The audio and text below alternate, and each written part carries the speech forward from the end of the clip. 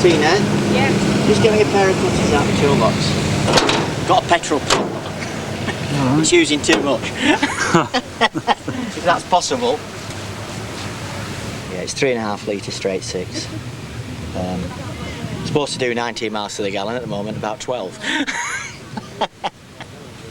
Very similar to a Regency, a Mark II Regency.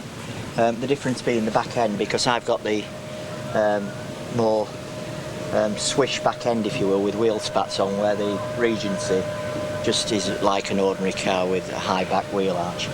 They made about 69 of these on the Mark II chassis, and they made 3 automatic versions, and this is the sister car to the 1957 Motor Show car. The other 2 have gone now, so this is the only remaining one left.